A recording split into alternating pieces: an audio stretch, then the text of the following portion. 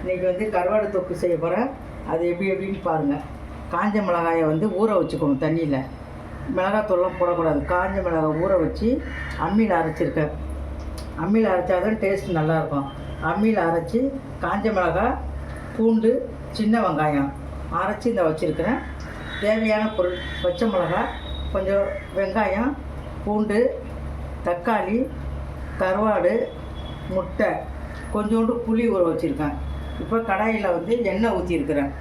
இதில் கொஞ்சோண்டு கறிவடகம் கொஞ்சம் போடுறேன். கறிவடகம் போட்டோம்னா டேஸ்ட்டாக இருக்கும். கறிவடகம், கொஞ்சம் ஜீரகம். எந்த பொருளுக்குமே ஜீரகம் போட்டோம்னா நல்லாயிருக்கும். இதோட வெங்காயத்தை போட்டுடணும். வெங்காயமும் பூண்டையும் போட்டு நல்லா சிவக்க வதக்கணும். நம்ம அம்மியில் அரைச்சி எந்த பொருள் சாப்பிட்டாலும் ருசியாக இருக்கும். அம்மியில் அரைக்கணும் எந்த பொருளையுமே. நம்ம இது நல்லா வேகட்டும். இது கருவாடு நம்ம எந்த கருவாடு வேணாலும் போடலாம். எப்பயுமே அம்மியில் அரைச்சி பாருங்கள், அதோட ருசியும் மனமும் ரொம்ப நல்லாயிருக்கும். கொஞ்சம் பச்சை மிளகா போட்டிருக்கேன். நல்லா இது வதங்கட்டும். இதோட கொஞ்சம் உப்பு சேர்த்துக்குவோம். நான் எப்பயுமே இந்து உப்பு சேர்ப்பேன். இந்து உப்பு சரியான அளவு உப்பு சேர்த்துருக்குறேன்.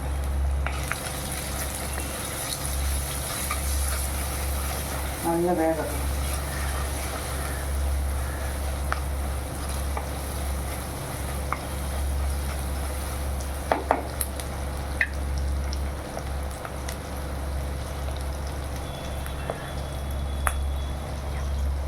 இது நல்லா வேகட்டும். நல்லா வெந்ததுங்க தக்காளியை அதில் போட்டணும். தேவையான அளவு தக்காளி நல்லா வதங்கணும்.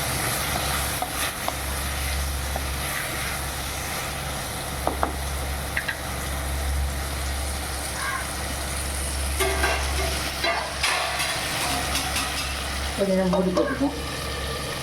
மூடி போட்டால் சீக்கிரம் வதங்கும். அது வரைக்கும் இதெல்லாம் பார்க்கலாம். நம்ம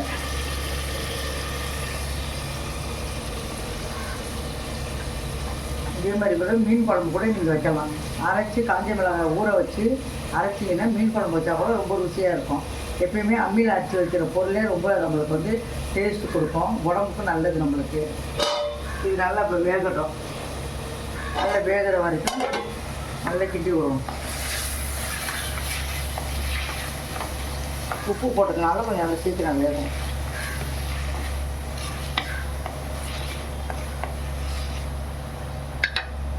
கொஞ்சம் வெந்து வரல.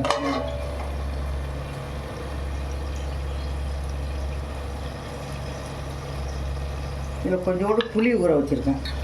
கருவாட்டு குழம்புக்கு கொஞ்சம் வந்து கவிச்சி வடை வர்றதுனால கொஞ்சம் புளி ஊற்றி பண்ணால் நல்லாயிருக்கும். லெமன் கூட ஊற்றலாம். கொஞ்சோண்டு லெமன்றதுனால லெமன் ஊற்றலாம். எங்களுக்கு புளி டேஸ்ட்டுங்கிறதுனால புளி கொஞ்சம் வந்து ஊற்றிருக்கேன். நான் கவுச்சி ஸ்மெல் இருக்காது. இது நல்லா வேகட்டும். நல்லா குலைவாக இருந்தால் தான் நல்லாயிருக்கும். டேஸ்ட்டு போய்டும். இதோட கொஞ்சோண்டு மஞ்சள் போடணும். நாங்கள் வீட்லேயே அரைச்சி வச்சுருக்கோம் மஞ்சள். அந்த மஞ்சள் தான்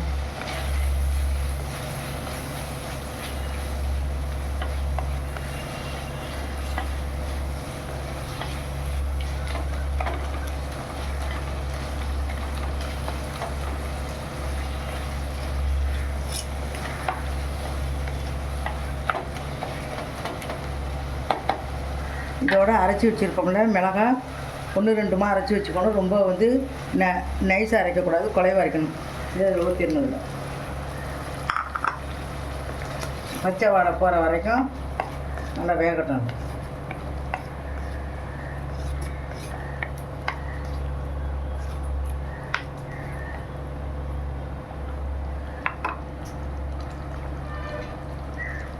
இதுக்கு நம்மளுக்கு தேவையான அளவு கொஞ்சம் உப்பு போட்டுக்கணும். உப்பு கம்மியாக தானே போட்டோம், கொஞ்சம் உப்பு போட்டுக்கணும்,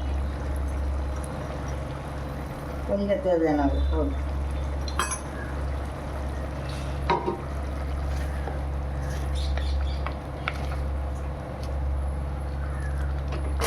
இது இப்போ நல்லா கொதித்து வரணும். கொதித்து வர வரைக்கும் மூடி வைப்போம். கொதித்ததையும் கருவாடு இருக்குது, எந்த கருவாடு வேணாலும் போடலாம். இந்த கருவாடை அதில் போட்டுடணும். போட்டு நல்லா கிண்டி விட்டு 2-3 கொதி வந்ததையும் சிம்மில் வச்சிடணும். சிம்மில் வச்சு மூடி வச்சிடணும். மூடி வச்சதையும் மேலே கொஞ்சம் கொத்தமல்லி போடுங்க. முட்டை அவிச்சி வச்சுக்கலாம். அவிச்சி வச்ச முட்டையை கூட அதில் போட்டுக்கலாம். மிகவும் சுவையாக இருக்கும்.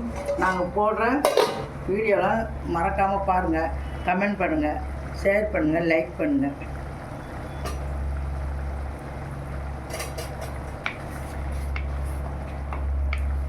நீங்கள் ஆதரவு கொடுத்தா தான் அடுத்தடுத்து போடுறதுக்கு நல்லாயிருக்கும்.